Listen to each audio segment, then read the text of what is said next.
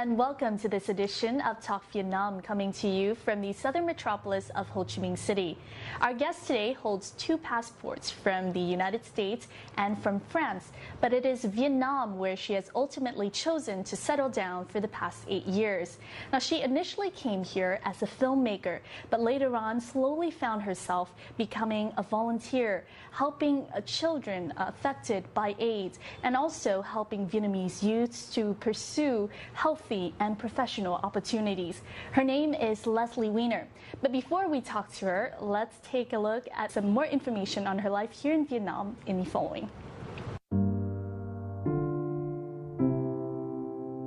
With a background in communications and documentary filmmaking, Leslie Weiner began her film career in New York before moving to Paris to work in television for 28 years.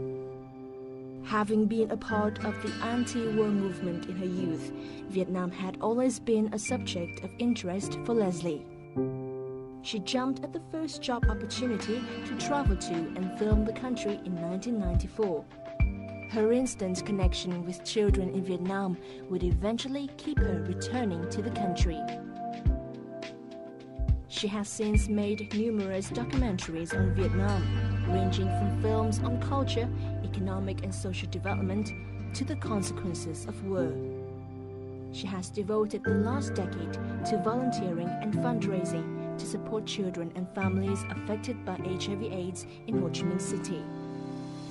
In the last 2 years, her work has turned towards raising environmental awareness among youths in the community. Her ultimate dream, she shares, is to build a future of more potential for Vietnamese youth.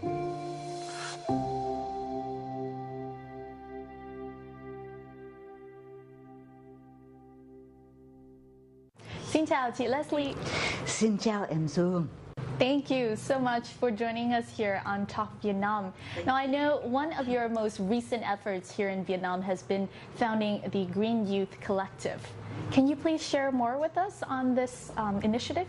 Sure. It's a vocational training program for disadvantaged children.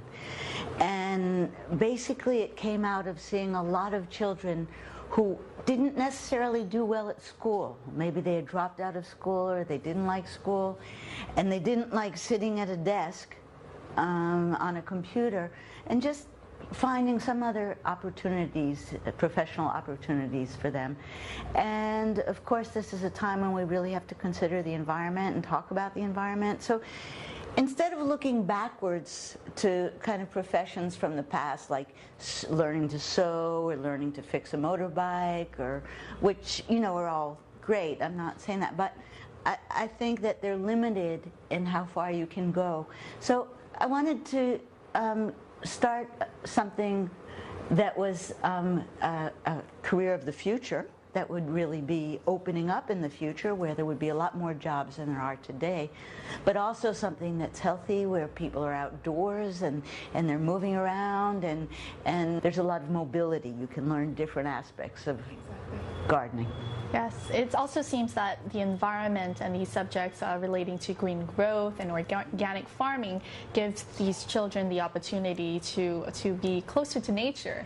I mean, in an urban area like Ho Chi Minh City, it can often seem that you don't get that touch very often. Sure.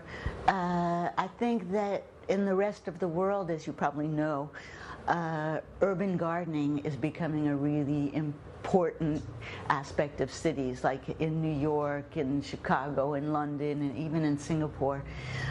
They're really bringing green spaces and growing food in cities, on rooftops, on walls, and that's coming to Vietnam. In fact, we started this about 2 years ago, and since we started organic farming and food growing in urban centers, it's really grown a lot already. How do youths in Vietnam, how will they be able to benefit from the skill sets that they learn in such courses? Well, if you look around at a lot of cafes or restaurants or even new buildings, you'll see that there's green walls, that there's a green wall meaning there's plants growing up the walls, because in fact it really cools the atmosphere. It can cool down the immediate area by about 3 degrees. But you can't just go and plant seed on your roof. You really have to know how to build containers, you have to know about irrigation, you have to know about drainage and growing. And there's more and more of growing on roofs now. So there's a huge demand for people who are skilled, who understand that. So I think it will get bigger and bigger. And if you have those skills, you've got work. Yes.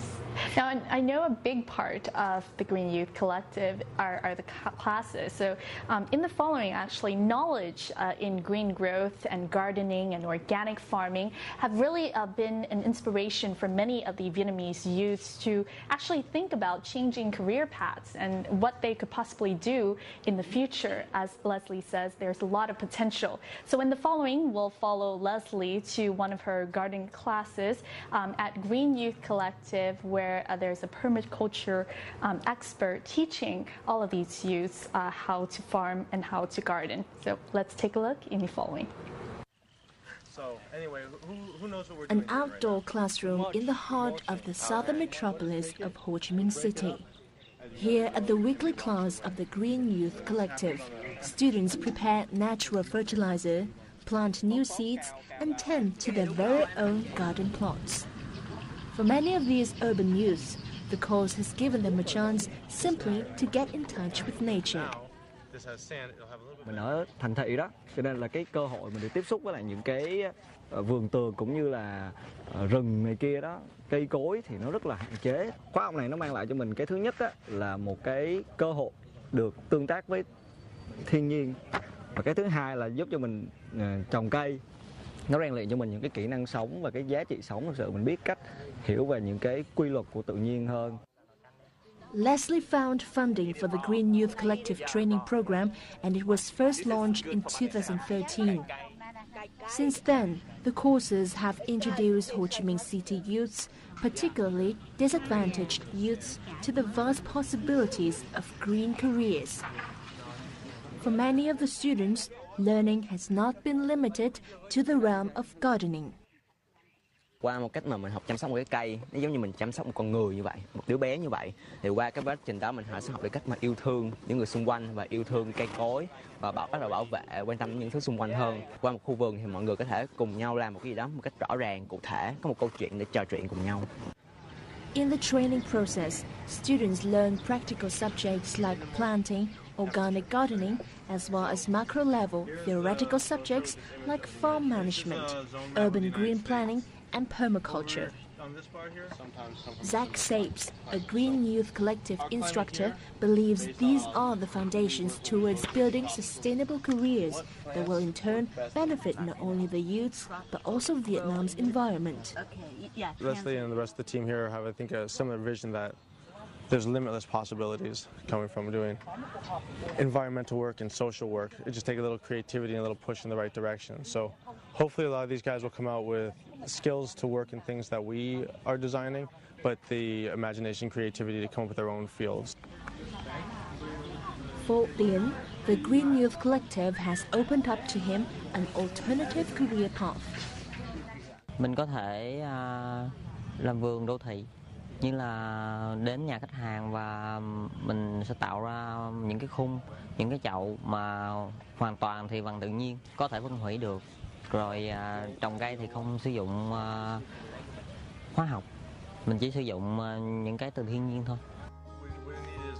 The Green Youth Collective has also taken youths beyond the fences of their own plots of land to introduce urban gardens in cafes and schools, hoping to pass on the spirit of environmental awareness and alternative occupations to many more members of society.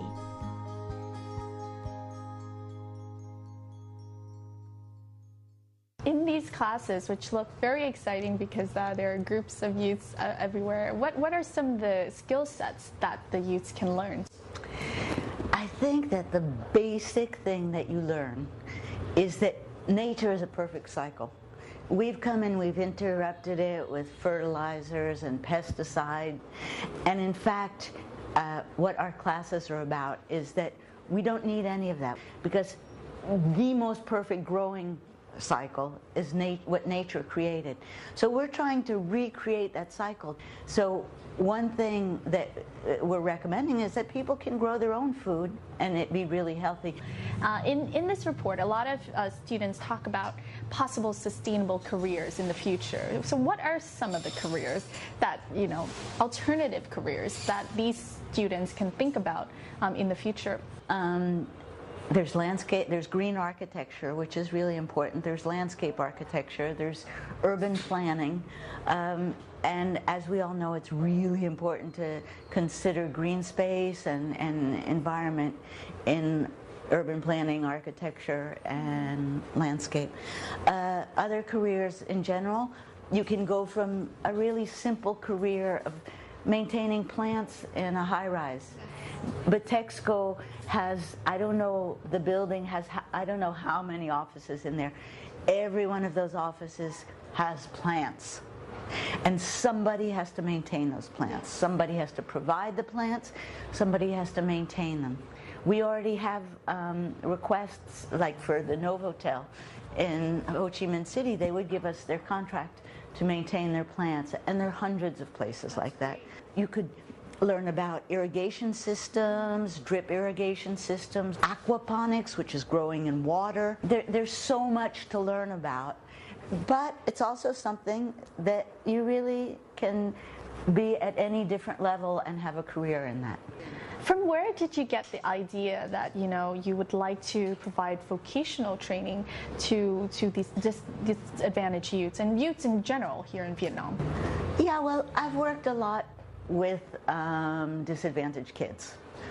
And one thing that I noticed was that they weren't exposed to a lot of different things that you do in life. Like, I don't know, they lived in a neighborhood where they were surrounded maybe sometimes by drug or gambling. I felt that there wasn't a real idea of what else you could do in life.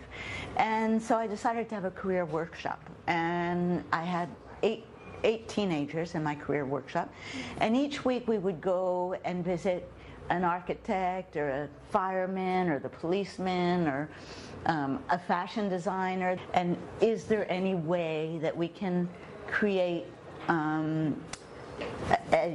program that helps them step by step? It doesn't, I'm not saying you go from quitting school at 15 to becoming a landscape architect. Yes. I'm saying that you can go step by step and grow, have your own enterprise, have your own business. You can be a gardener, you can have your own business that maintains plants, but you can work your way out of poverty on your own.